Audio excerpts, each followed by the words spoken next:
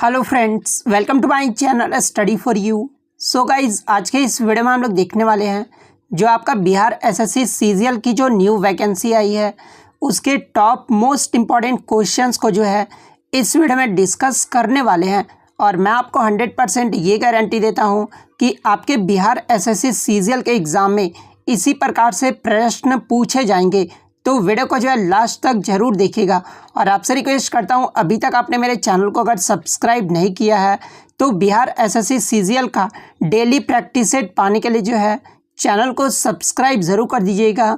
और बगल में ही आपको एक बेल आइकन यानी घंटे का निशान भी दिख रहा होगा, तो आप उसे भी जो है ज़रूर प्रेस कर दीजिएगा। तो चलिए वीडियो को स्टार्ट करते हैं। आज का जो आपका पहला क्वेश्चन है कि वर्ष 2021 के लिए साहित्य का नोबेल पुरस्कार सम्मान से किस व्यक्ति को सम्मानित किया गया है। तो देखिए 2021 के लिए साहित्य का नोबेल पुरस्कार सम्मान से जो है ये अब्दुल रज़ाक गुरनाह को सम्मानित किया गया है। तो अब्दुल रज़ाक गुरनाह आपका करेक्ट आंसर होगा। नेक्स्ट आपका यहाँ पर है कि अक्टूबर 2021 में किस राज्य के प्रसिद्ध सफ़ेद प्याज को जो है जीआई टैग प्रदान किया गया है। तो देखिए अक्टूबर 2021 में जो है ये महाराष्ट्र राज्य के प्रसिद्ध सफ़ेद प्याज को जो है जीआई टैग प्रदान किया गया है। तो महाराष्ट्र आपका करेक्ट आंसर होगा।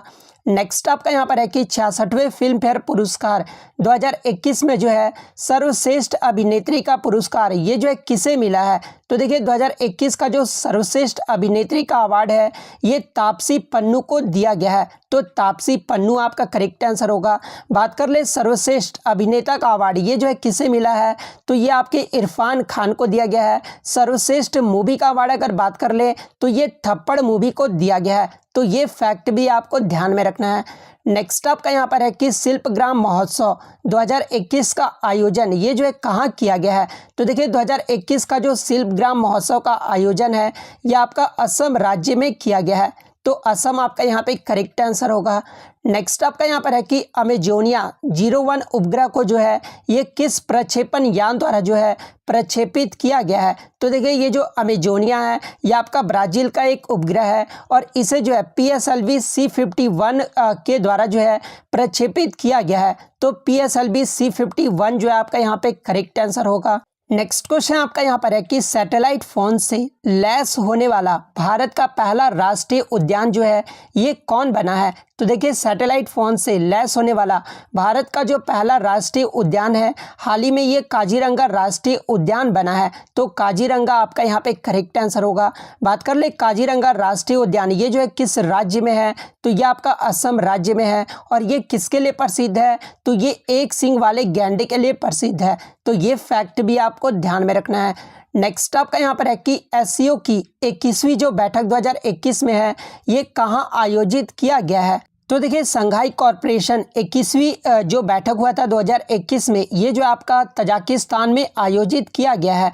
तो तजाकिस्तान आपका करेक्ट आंसर होगा। बात कर ले वर्तमान में एससीओ के कितने सदस्य देश हैं, तो वर्तमान में इसके 9 सदस्य देश हैं। बात कर ले 2022 में ये जो है कहाँ पर आयोजित किया जाएगा। तो देखिए 2022 की अगर मैं बात कर लूँ तो ये जो आपका तजाकिस्तान में आयोजित उज्बेकिस्तान में आयोजित किया जाएगा। तो ये फैक्ट भी आपको ध्यान में रखना है।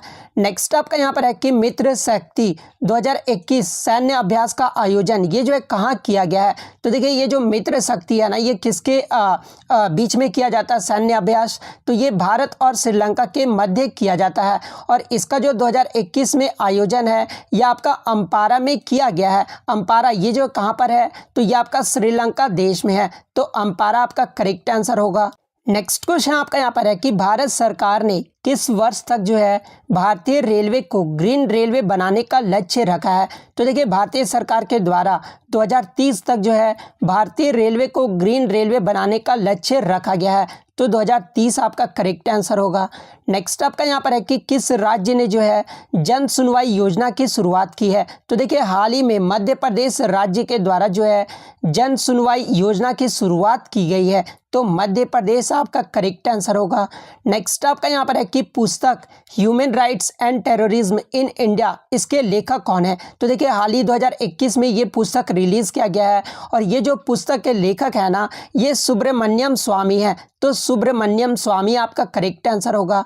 नेक्स्ट आपका यहाँ पर है कि भारत सरकार ने वर्ष 2025-26 तक राजकोषीय घाटा का जीडीपी का जो है कितना प्रतिशत करने का लक्ष्य रखा है। तो देखिए भारत सरकार के द्वारा जो है वर्ष 2025-26 तक राजकोषीय घाटा को जो है ये जीडीपी का 4.5% प्रतिशत करने का जो है लक्ष्य रखा गया है। तो 4.5% आपका करेक्ट आंसर होगा। वहीं अगर आपके एग्जाम में 2020-21 का राजकोषीय घाटा अगर पूछा जाए तो देखिए 2020-21 में राजकोषीय घाटा का जीडीपी का कितना परसेंट रहा था, तो ये 9.3% रहा था। तो ये फैक्ट भी आपको ध्यान में रखना है।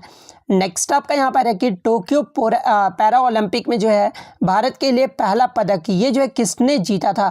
तो देखिए हाल ही में टोक्यो पैरा ओलंपिक ये जो आपका कहाँ पर हुआ था, तो ये आपका जापान के टोक्यो में आयोजित किया गया था और इसमें जो भारत के लिए पहला पदक है ये भाविना पटेल ने जीता था। तो भाविना पटेल आपका यहाँ पे करेक्ट आंसर होगा। बात कर ले भाविना पटेल का संबंध किस खेल से है, तो टेबल टेनिस से है और इन्होंने टोक्यो पैरा ओलंपिक में कौन सा पदक जीता था, तो ये रजत पदक जीती थी। भारत जो है टोटल इसमें कितने मेडल जीता था, तो भारत जो है पैरा ओलंपिक में टोटल 19 मेडल जीता था। तो ये फैक्ट भी आपको ध्यान में रखना है। तो भाविना पटेल आपका करेक्ट आंसर होगा। नेक्स्ट आपका यहाँ पर है कि टोक्यो पैरा ओलंपिक में स्वर्ण पदक जीतने वाले बैडमिंटन खिलाड़ी प्रमोद भगत का जो संबंध है ये बिहार के किस जिले से है। तो देखिए टोक्यो पैरा ओलंपिक में स्वर्ण पदक जीतने वाले बैडमिंटन खिलाड़ी प्रमोद भगत का जो संबंध है ये बिहार के वैशाली जिले से है। तो वैशाली आपका करेक्ट आंसर होगा। यहाँ से प्रश्न ये भी बन सकता है कि प्रमोद भगत का संबंध किस खेल से है, तो बैडमिंटन से है। तो ये फैक्ट भी आपको ध्यान में रखना है। और इन्होंने जो है कौन सा पदक जीता था टोक्यो पैरा ओलंपिक में, तो ये स्वर्ण पदक जीते थे। तो ये फैक्ट भी आपको ध्यान में रखना है। नेक्स्ट क्वेश्चन आपका यहाँ पर है कि हाल ही में एस्टोनिया की पहली महिला प्रधानमंत्री जो है ये कौन बनी है। तो देखिए हाल ही में एस्टोनिया की जो पहली महिला प्रधानमंत्री है ये काजा क्लास बनी है। तो काजा क्लास आपका करेक्ट आंसर होगा। नेक्स्ट आपका यहाँ पर है कि निम्नलिखित में से कौन सा राज्य जो है पड़ोसी देश भूटान के साथ सीमा साझा नहीं करता है। तो देखिए मैं आपको बता दूं कि भारत के 4 राज्य जो है भूटान के साथ सीमा साझा करते हैं और वो 4 राज्य कौन कौन से हैं, तो एक तो आपका एक सिक्किम हो गया, सेकंड आपका असम हो गया, थर्ड पश्चिम बंगाल और चौथा जो आपका अरुणाचल प्रदेश हो गया। तो ये 4 राज्य जो है ये आपके भूटान के साथ सीमा साझा करते हैं। तो इसमें जो आपका तीनों राज्य दिया हुआ है तो ऑप्शन डी इनमें से कोई नहीं आपका यहाँ पे करेक्ट आंसर होगा। नेक्स्ट क्वेश्चन आपका यहाँ पर है कि अरावली पहाड़ी के पश्चिमी छोर से जो है निम्न में से कौन सी नदी निकलती है। तो देखिए अरावली पहाड़ी के पश्चिमी छोर से जो है ये 2 नदियाँ निकलती है। वो 2 नदियाँ कौन कौन सी है, तो लूनी और माही नदी निकलता है। तो ऑप्शन डी ए और बी दोनों आपका करेक्ट आंसर होगा। बात कर ले बनास नदी के बारे में, तो अरावली पहाड़ी के ये जो आपका पश्चिमी छोर से ना निकल कर जो है ये पूर्वी छोर से निकलता है। तो ये फैक्ट भी आपको ध्यान में रखना है। नेक्स्ट आपका यहाँ पर है कि सैंडल पीक ये जो चोटी है ना ये कहाँ पर अवस्थित है। तो देखिए ये जो सैंडल पीक चोटी है ये आपका अंडमान निकोबार में स्थित है। लेकिन अंडमान निकोबार में ये जो है कहाँ पर अवस्थित है, तो ये आपका उत्तरी अंडमान में अवस्थित है। तो ऑप्शन बी आपका करेक्ट आंसर होगा। नेक्स्ट आपका यहाँ पर है कि दिए गए विकल्पों में कौन जो है कृष्णा की सहायक नदी नहीं है। जहाँ पे ऑप्शन में आपका अमरावती, पंचगंगा, मूसी और पेनगंगा दिया हुआ है। तो देखिए मैं आपको बता दूं कि ये जो पेनगंगा नदी है ना ये आपका किसकी सहायक नदी है, तो ये गोदावरी की सहायक नदी है। तो पेनगंगा आपका करेक्ट आंसर होगा। इसके अलावा अमरावती, पंचगंगा और ये जो मूसी नदी है ना ये कृष्णा की सहायक नदियां हैं। तो ऑप्शन डी आपका करेक्ट आंसर होगा। नेक्स्ट आपका यहाँ पर है कि विश्व में तंबाकू का सबसे बड़ा उत्पादक देश कौन है। तो देखिए विश्व में तंबाकू का जो सबसे बड़ा उत्पादक देश है ना ये आपका चीन देश है। तो चीन आपका करेक्ट आंसर होगा। वहीं अगर मैं बात कर लूँ सेकंड उत्पादक देश के बारे में, तो सेकंड जो उत्पादक देश है ये आपका भारत देश है। तो ये फैक्ट भी आपको ध्यान में रखना है। नेक्स्ट आपका यहाँ पर है कि लोनार झील ये जो है कहाँ पर स्थित है। तो देखिए ये जो लोनार झील है ना ये आपका महाराष्ट्र राज्य में स्थित है। तो महाराष्ट्र आपका करेक्ट आंसर होगा।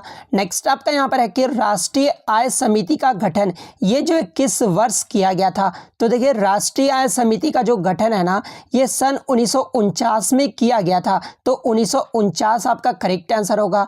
नेक्स्ट क्वेश्चन आपका यहाँ पर है कि जीएसटी जो है ये क्या है। तो देखिए ये जो जीएसटी है ना जिसका फुल फॉर्म क्या होता है, तो गुड्स एंड सर्विस टैक्स होता है और ये जो एक अप्रत्यक्ष कर है। तो अप्रत्यक्ष कर आपका करेक्ट आंसर होगा। नेक्स्ट क्वेश्चन आपका यहाँ पर है कि सार्वजनिक क्षेत्र में विनिवेश को क्या कहते हैं। तो देखिए विनिवेश का मतलब होता क्या है। तो देखिए मैं आपको बता दूं कि विनिवेश का मतलब अगर कोई सरकारी कंपनी है उसमें जो आपका 100% शेयर सरकार के पास है तो सरकार इसमें से कुछ अंश यानी 20% जो है ये आपका क्या करता है तो बेच देता है, तो इसे ही जो है विनिवेश कहा जाता है और इसी को जो है निजीकरण कहा जाता है। तो ऑप्शन ए निजीकरण आपका करेक्ट आंसर होगा। नेक्स्ट आपका यहाँ पर है कि निम्न में से किसे जो है प्रोटीन कारखाना कहा जाता है। तो देखिए प्रोटीन की जो फैक्ट्री है ना ये राइबोसोम को कहा जाता है, तो राइबोसोम आपका यहाँ पे करेक्ट आंसर होगा। नेक्स्ट आपका यहाँ पर है कि वह जीव जिनमें केंद्रक झिल्ली का अभाव होता है वह क्या कहा जाता है। तो देखिए वह जीव जिन्हें केंद्रक झिल्ली का अभाव होता है उसे जो है प्रोक्रियोटिक जीव कहा जाता है, तो प्रोक्रियोटिक आपका यहाँ पे करेक्ट आंसर होगा। नेक्स्ट आपका यहाँ पर है कि सिनकोना पौधे के किस भाग में जो है कुनैन प्राकृतिक रूप में पाया जाता है। तो देखिए सिनकोना पौधे का उपचार जो है ये मलेरिया के लिए किया जाता है और इसमें जो कुनैन प्राकृतिक रूप से जो है छाल में पाया जाता है, तो छाल आपका यहाँ पे करेक्ट आंसर होगा। नेक्स्ट आपका यहाँ पर है कि निम्नलिखित में से कौन जो है संशोधित भूमिगत तना का एक उदाहरण है। तो देखिए भूमिगत तना का जो एक उदाहरण है यह आपका आलू है, तो आलू आपका करेक्ट आंसर होगा। नेक्स्ट आपका यहाँ पर है कि कैल्शियम कार्बाइड का उपयोग हरे फल को पकाने के लिए किया जाता है क्योंकि इसमें जो है क्या बनाता है। तो देखिए इसमें जो आपका एसिटिलीन बनाता है, तो एसिटिलीन आपका यहाँ पे करेक्ट आंसर होगा। नेक्स्ट आपका यहाँ पर है कि एन कोष में अधिकतम इलेक्ट्रॉनों की जो संख्या है ये कितना होता है। तो देखिए KLMN ये जो आपके 4 कोष होते हैं और इसमें जो अधिकतम इलेक्ट्रॉनों की जो संख्या होती है ना ये आपका 32 होता है, तो 32 आपका यहाँ पे करेक्ट आंसर होगा। नेक्स्ट आपका यहाँ पर है कि आधुनिक आवर्त सारणी के उस समूह का नाम बताइए जिसमें ऐसे तत्व जो है वो जो सभी गैसें हैं। तो देखिए आधुनिक आवर्त सारणी में ऐसे तत्व हैं जिनमें जो सभी गैस होते हैं उसे जो है समूह 18 कहा जाता है, तो समूह 18 आपका यहाँ पे करेक्ट आंसर होगा। और समूह 18 को जो है अक्रिय गैस भी कहा जाता है, तो ये फैक्ट भी आपको ध्यान में रखना है। नेक्स्ट आपका यहाँ पर है कि पपीता में कौन सा अम्ल पाया जाता है। तो देखिए पपीता में जो है ये आपके एस्कॉर्बिक एसिड यानी एस्कॉर्बिक अम्ल पाया जाता है, तो एस्कॉर्बिक अम्ल आपका करेक्ट आंसर होगा। नेक्स्ट आपका यहाँ पर है कि भारतीय संविधान सभा की पहली बैठक ये जो है कब हुई थी। तो देखिए भारतीय संविधान सभा की जो पहली बैठक है ना ये 9 दिसंबर 1946 को हुआ था। और मैं आपको बता दूं कि 9 दिसंबर 1946 को जिसकी अध्यक्षता किसने की थी, तो सच्चिदानंद सिन्हा के द्वारा किया गया था जो कि अस्थायी अध्यक्ष के रूप में चुने गए थे। बाद में पुनः आपका 11 दिसंबर 1946 को फिर से जो है बैठक हुई थी जिसमें डॉक्टर राजेंद्र प्रसाद को जो है अस्थायी अध्यक्ष के रूप में चुना गया था, तो ये फैक्ट भी आपको ध्यान में रखना है। नेक्स्ट आपका यहाँ पर है कि लोकसभा के प्रथम अध्यक्ष कौन थे जिनके विरुद्ध अविश्वास प्रस्ताव लाया गया था। तो ये कौन थे, तो जीवी मावलंकर थे, तो जीवी मावलंकर आपका करेक्ट आंसर होगा। नेक्स्ट आपका यहाँ पर है कि जनसंख्या नियंत्रण एवं परिवार नियोजन संविधान के 7वीं अनुसूची के जो है किस सूची का विषय है। तो देखिए ये जो जनसंख्या नियंत्रण एवं परिवार नियोजन है ये संविधान के 7वीं अनुसूची के समवर्ती सूची का विषय है, तो समवर्ती सूची आपका करेक्ट आंसर होगा। नेक्स्ट आपका यहाँ पर है कि सल्तनत काल में राजस्व विभाग का प्रमुख जो है ये क्या कहलाता था। तो देखिए सल्तनत काल में राजस्व विभाग का जो प्रमुख है ना ये वजीर कहलाता था, तो वजीर आपका यहाँ पे करेक्ट आंसर होगा। नेक्स्ट क्वेश्चन आपका यहाँ पर है कि अकबर द्वारा फतेहपुर सीकरी की स्थापना ये जो है कब किया गया था। तो देखिए अकबर के द्वारा फतेहपुर सीकरी की जो स्थापना है ना ये 1571 ईस्वी में किया गया था, तो 1571 आपका करेक्ट आंसर होगा। नेक्स्ट आपका यहाँ पर है कि पुरंदर की संधि ये जो है कब हुआ था। तो देखिए पुरंदर की जो संधि है ना ये आपका 1665 ईस्वी में हुआ था, तो 1665 आपका करेक्ट आंसर होगा। नेक्स्ट आपका यहाँ पर क्वेश्चन है कि हैंसोंग के संबंध में कौन सा कथन आपका गलत दिया हुआ है। जहाँ पे ऑप्शन में आपका हर्षवर्धन के शासनकाल में भारत आया था, तो ये जो आपका सही दिया हुआ है क्योंकि ये जो हैंसोंग था ना ये हर्षवर्धन के शासनकाल में भारत आया था। सेकंड ऑप्शन में इसका भ्रमण वृत्तांत सियुकी में वर्णित है, तो ये भी ऑप्शन आपका सही दिया हुआ है यानी कथन सही दिया हुआ है। हैंसोंग ने बुद्ध की प्रतिमा के साथ साथ जो है सूर्य एवं शिव की प्रतिमाओं का भी जो है पूजन किया था, तो ये भी कथन आपका सही दिया हुआ है। यानी हैंसोंग के बारे में जो है ये सभी कथन जो आपके सही दिए हुए हैं। नेक्स्ट क्वेश्चन आपका है जो कि आज का आपका लास्ट क्वेश्चन है, जिसका जवाब आपको कमेंट बॉक्स में देना है कि 49वीं जो समानांतर रेखा है ये किन दो देशों के अंतर्राष्ट्रीय सीमा रेखा है। जहां पे ऑप्शन में आपका दिया हुआ है यूएसए एवं कनाडा, उत्तरी कोरिया एवं दक्षिणी कोरिया, जर्मनी एवं फ्रांस, कनाडा एवं ग्रीनलैंड। ये जो आपको कमेंट करके ज़रूर जवाब देना है। तो अगर वीडियो अच्छी लगी हो तो वीडियो को जो है लाइक ज़रूर कर दीजिएगा और इसी तरह का कंटेंट पाने के लिए जो है चैनल को सब्सक्राइब ज़रूर कर दीजिएगा। तो मिलते हैं नेक्स्ट वीडियो में, तब तक thank you, all the best.